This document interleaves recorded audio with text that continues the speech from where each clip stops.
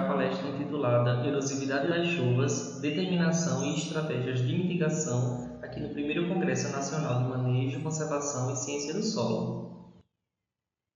Bem, eu sou agrônomo, formado pela Universidade Federal de Alagoas, campus Arapiraca, no ano de 2023.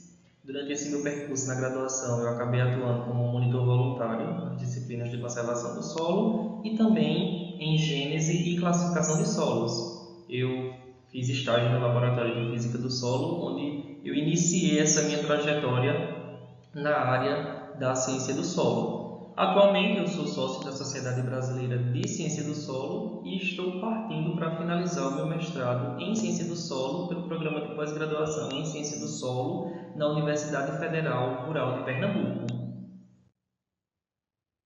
Bem, aqui nós temos o sumário da minha apresentação. Nós iniciaremos nossa conversa falando sobre a erosividade das chuvas, depois como ocorre. Vamos falar um pouco sobre o fator R, a utilização de modelos matemáticos para determinar esse fator, algumas estratégias de mitigação e, por fim, as considerações finais. Bem, pessoal, então o que seria essa erosividade das chuvas? Ela pode ser entendida como a capacidade das chuvas em causar erosão no solo. E ela é muito utilizada em todo o mundo para avaliar e também prever as taxas de erosão, principalmente em terras agrícolas. Então, esse processo de erosão do solo que é ocasionado pela água, ele vai afetar tanto a qualidade do solo quanto a produtividade das culturas, já que ele remove as camadas superficiais do solo, influenciando na redução das taxas de infiltração, na capacidade de retenção de água, nos nutrientes, nessa questão da matéria orgânica, na biota do solo, na profundidade, entre outros fatores. Então, a erosividade das chuvas ela corresponde ao que nós conhecemos como fator R da Equação Universal de Perda de Solo, que é a EUPS. E ela é amplamente utilizada para estimar a perda de solo ou então os valores numéricos dos diferentes componentes do processo erosivo. Esses componentes eles podem ser observados nessa equação do slide, onde o A equivale à taxa de perda de solo, nosso R, que é o fator erosividade das chuvas, o K, que é o fator para erodibilidade do solo, que é essa suscetibilidade do solo em sofrer erosão, o LS, que é um fator para comprimento e declividade do terreno, o C, que é um fator para o manejo de cobertura, e o nosso P, que é o fator de pratas conservacionistas. Então, essa equação ela permite encontrar soluções práticas para reduzir a erosão, manter a fertilidade do solo e cuidar dos recursos hídricos. Então, é possível, a partir dela, tomar decisões bem embasadas que não apenas protegem o meio ambiente, mas também garantem a sustentabilidade das atividades humanas que dependem diretamente do solo. Então, é muito importante ressaltar que as ações antrópicas elas contribuem diretamente para o avanço da erosão, principalmente através dessa questão da retirada de cobertura vegetal, porque a água, que antes era interceptada e utilizada pela vegetação, ela começa a se infiltrar no solo. E essa infiltração ela pode acabar ocasionando a instabilidade do solo e desencadear a erosão. Então, diante desse fator, destaca-se essa importância desses estudos sobre a erosividade das chuvas, que servem como uma forma de mitigar os impactos ocasionados sobre o solo, que afetam principalmente a produção agrícola e o meio ambiente como um todo. Então, o objetivo central dessa palestra é demonstrar como a erosividade ela é determinada, os fatores que acabam influenciando esse índice e falar um pouco sobre algumas estratégias de mitigação. Bem, então a erosividade das chuvas ela vai ocorrer através de alguns processos. Primeiro, nós temos a desagregação de partículas do solo, depois o transporte dessas partículas que foram desprendidas e, por fim, a deposição do material desprendido. E ela é desencadeada através da energia que provém da água das chuvas e também do escoamento superficial, principalmente a energia cinética das gotas de chuva sobre a superfície do solo. Então, inicialmente, essas gotas de água elas estão em energia potencial, ou seja, há uma energia armazenada nelas, e quando elas precipitam, elas tornam essa energia potencial em energia cinética, que é a energia associada ao movimento de um corpo. Então, quando essas gotas atingem a superfície do solo, ocorre a destruição dos agregados naturais através desse impacto causado e depois o transporte sobre a forma de enxurrada que vai ocasionar na deposição desse material que eu acabei de mencionar. Então, aqui na figura, nós temos esse evento bem demonstrado em duas superfícies distintas, uma superfície plana e outra inclinada. E nós podemos observar essas microfossas criadas a partir do impacto da gota, que destrói essa camada superficial do solo e deixa ele exposto. E é justamente essa exposição que desencadeia a erosão do solo, vai tornar ele cada vez mais suscetível, provocando perdas de solo, de nutrientes, vai diminuir as condições de estabelecimento e de crescimento das culturas, influencia na infiltração de água no solo, uma redução nessa infiltração, já que o selamento superficial ele pode ser ocasionado, o escoamento superficial, já que essa água não infiltra, ele pode aumentar, entre outros fatores. Então, nós percebemos que é muito importante termos esse entendimento de como é que uma gota ela pode desencadear um processo erosivo no solo. A erosividade da chuva, conforme eu mencionei anteriormente, ela está relacionada ao potencial da chuva em causar erosão. E ela é muito representada por esse índice EI30, que corresponde ao produto da energia cinética da chuva pela sua intensidade máxima em 30 minutos. Esse índice ele é muito utilizado para avaliar o impacto erosivo das chuvas. Só que é importante que a gente tenha em mente que existem outros meios para sua determinação, como o índice de Fournier, o próprio fator R da equação universal de perda de solo, o índice modificado de Fournier, entre outros. Mas na frente eu vou exibir alguns resultados que focam apenas no fator R. Só que de uma forma geral, esses termos eles estão representando uma interação que mede esse efeito de como o salpico e a turbulência se combinam com a enxurrada para desagregar e transportar essas partículas desprendidas do solo. Então, a erosividade ela depende da intensidade com que ocorre a chuva e da energia cinética do impacto das gotas de chuva sobre a superfície do solo, já que esses dois fatores eles determinam o potencial das chuvas para desagregar as partículas do solo e iniciar o processo de erosão. A intensidade ela tem relação com a quantidade de água precipitada em intervalo de tempo. Então, nesse sentido, chuvas que apresentam alta intensidade, elas possuem uma maior capacidade de gerar escoamento superficial, o que aumenta a força erosiva da água ao transportar essas partículas de solo. Um exemplo comum para isso é uma chuva leve e prolongada que geralmente se infiltra no solo, enquanto que uma chuva intensa e curta ela tem uma maior probabilidade de causar erosão. Enquanto que a energia cinética está relacionada à massa das gotas de chuva e à velocidade com que elas atingem o solo. Então, nesse caso, gotas maiores, que são típicas de chuvas intensas, elas possuem mais energia cinética e elas acabam causando uma maior desagregação do solo. Além de que chuvas com vento elas aumentam ainda mais a energia cinética e acabam intensificando o impacto dessas gotas. Então, de uma forma geral, compreender essa relação entre intensidade da chuva e energia cinética é muito importante para planejar estratégias que minimizem os impactos da erosão hídrica no solo. Outros fatores que acabam influenciando a erosividade são a duração e a frequência das chuvas. A duração está relacionada ao período de ocorrência. Então, nessa situação, chuvas prolongadas elas podem causar uma maior saturação do solo, aumentando o escoamento e essa questão de transporte de sedimentos, enquanto que a frequência ela se relaciona ao número de eventos de chuva no decorrer de um período, que pode ser semanal, mensal, anual, etc. Então, assim, regiões com chuvas frequentes elas têm um maior potencial erosivo, principalmente se o solo ele não tiver tempo para se recuperar entre um evento e outro.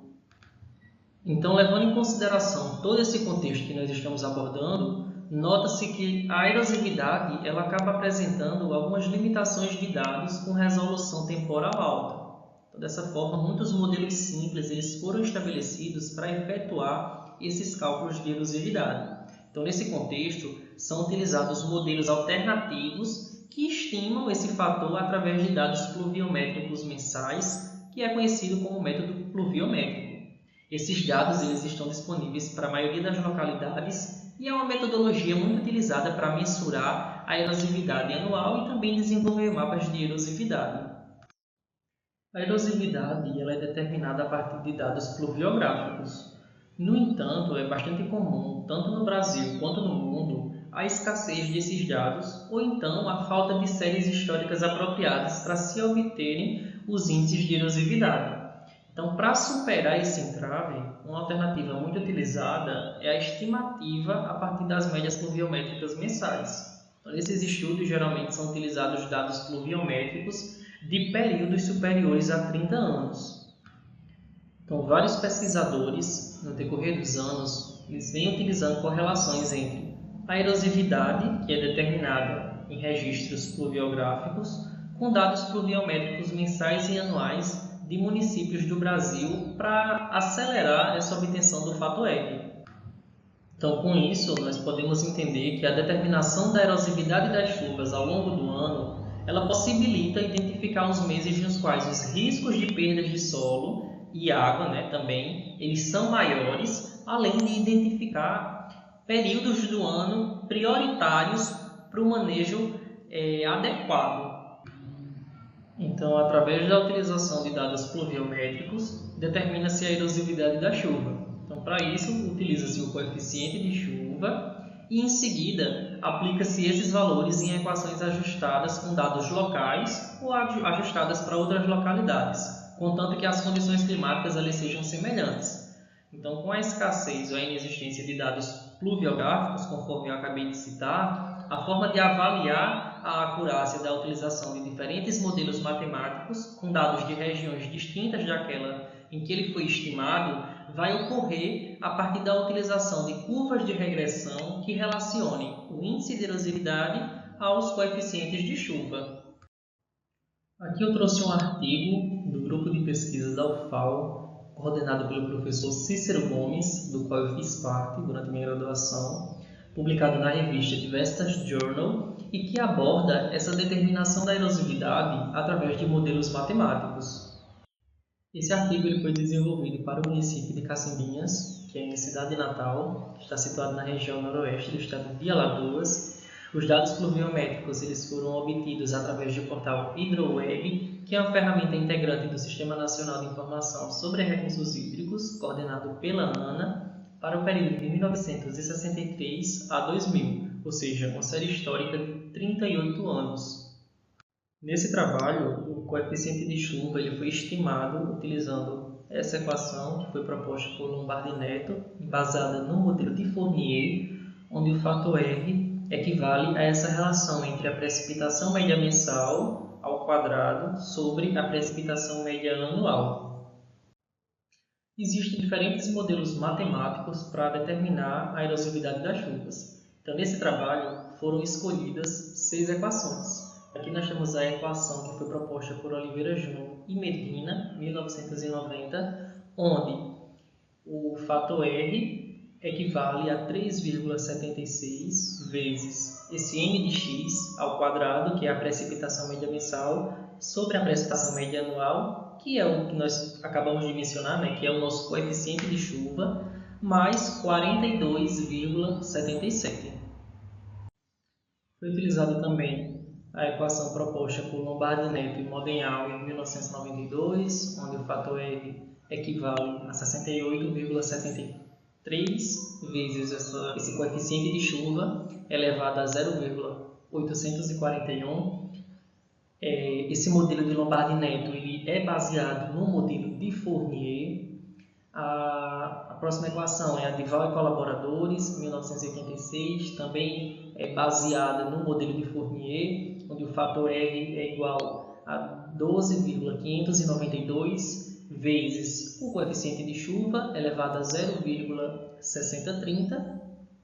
A equação 5, que é baseada em modelos exponenciais, que foi proposta por Lebrun, 1981, onde o fator R equivale a 0,13 vezes a precipitação média mensal elevada a 1,24.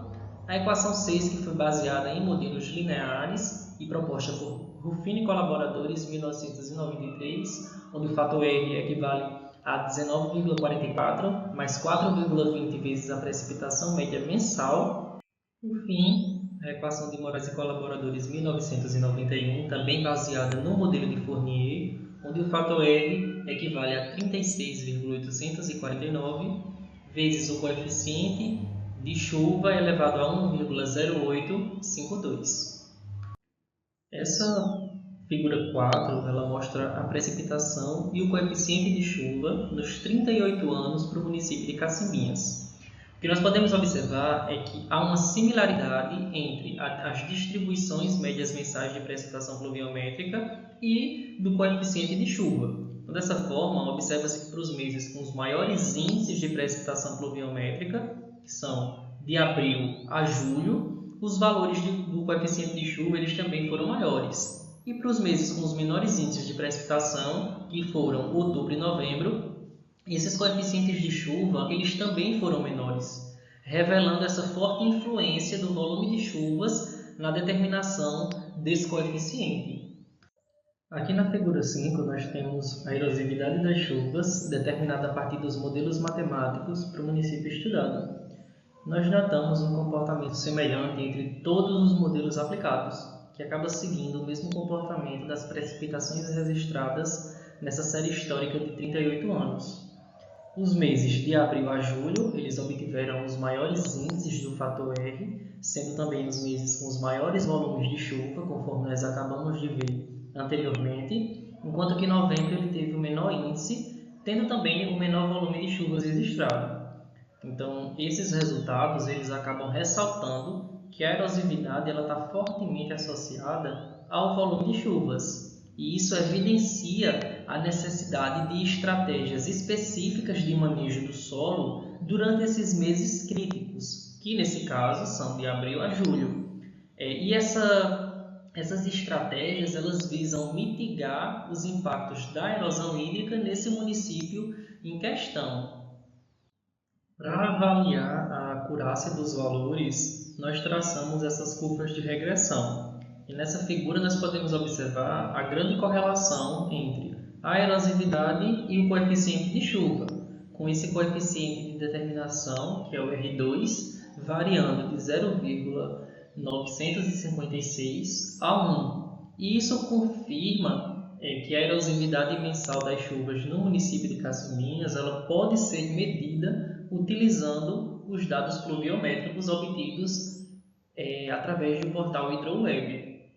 Esse artigo ele pôde concluir que a erosividade média anual, obtida utilizando os 6 modelos matemáticos, apresentaram valores que variam de 246 a 4.964 MJ/milímetro hectare hora ano para o município estudado. Os meses de março a julho representam o maior potencial erosivo das chuvas e novembro o mês com menor potencial desse fator, e que todos os modelos matemáticos eles podem ser utilizados para estimar a erosividade média mensal e anual das chuvas no município de Cacimbinhas, Alagoas. Então, essas contribuições elas destacam a necessidade de levar em conta a variabilidade sazonal da erosividade ao planejar estratégias de conservação do solo, com uma atenção muito especial aos meses mais críticos. Além disso, os valores encontrados eles podem ajudar a selecionar métodos que sejam mais adequados à realidade local, garantindo maiores precisões nessas análises e também nas decisões de manejo. Entrando nessa parte de mitigação, nós sabemos que as melhores estratégias para mitigar os impactos da erosividade das chuvas, elas envolvem práticas que reduzem o impacto direto das gotas de chuva no solo, que controlam o escoamento superficial e que promovem a infiltração de água. Então, essas medidas elas ajudam a proteger a estrutura do solo, a minimizar a perda de nutrientes e também a reduzir o transporte de sedimentos. Entre essas estratégias, nós podemos citar a cobertura vegetal, onde essa cobertura ela mantém o solo coberto por vegetação natural, culturas agrícolas ou plantas de cobertura, e elas apresentam como benefícios absorver parte da energia das gotas de chuva, reduzindo o impacto direto no solo, diminuir a velocidade do escoamento superficial e melhorar a infiltração de água e a estabilidade do solo. Outras estratégias de mitigação são o manejo do solo e o plantio direto. Essas estratégias elas têm relação ao cultivo do solo com o mínimo de revolvimento, mantendo esses resíduos vegetais na superfície, e apresentam como benefícios a proteção do solo contra o impacto da gota das chuvas, preserva a matéria orgânica e a estrutura do solo e reduz a formação de crostas superficiais que acabam limitando a infiltração de água no solo. Há também o plantio em curvas de nível. Essas curvas de nível elas retêm a água, suavizando o escoamento superficial, além de diminuir a energia desse escoamento e proteger o solo contra a erosão. Há outras estratégias de mitigação, como por exemplo o terraceamento, o consórcio entre diferentes culturas, entre outras. Todas elas visam proteger o solo dos impactos ocasionados em sua superfície, diminuindo dessa forma as incidências dos processos erosivos. Portanto, nós notamos que a erosividade das chuvas ela é um elemento crucial na compreensão e gestão dos processos de erosão do solo, destacando não apenas a relevância de monitorar a erosividade das chuvas, como também a necessidade de aplicar práticas conservacionistas que contribuam tanto para a preservação ambiental quanto para essa manutenção da produtividade agrícola. Então, ao alinharmos pesquisa, planejamento e manejo adequado, é possível reduzir os impactos da erosividade e garantir o uso sustentável do solo, assegurando assim os seus benefícios. É importante enfatizar que, embora os modelos matemáticos eles sejam úteis, eles possuem algumas limitações para capturar essa variabilidade espacial da erosividade.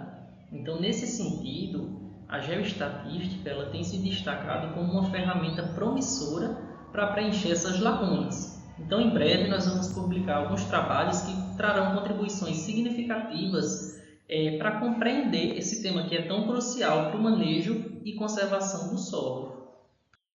Bem, eu espero que vocês tenham gostado da palestra e que ela tenha sido esclarecedora. Eu fico muito feliz em poder contribuir com essa disseminação de informações acerca da ciência do solo, que é a área pela qual eu tenho um grande apreço. Eu gostaria de deixar aqui os meus agradecimentos a toda a comissão organizadora do primeiro Congresso Nacional de Manejo, Conservação e Ciência do Solo. Gostaria de agradecer também à Universidade Federal de Alagoas, à Sociedade Brasileira de Ciência do Solo, à Universidade Federal Rural de Pernambuco, ao CNPq e ao Programa de Pós-Graduação em Ciência do Solo. Aqui abaixo eu deixo disponibilizados meus contatos e eu vou finalizar minha apresentação com essa frase, de que cada pessoa tem seu tempo, não se compare com os outros. Valorize o que conquistou na sua própria velocidade. Obrigado, pessoal, e até breve.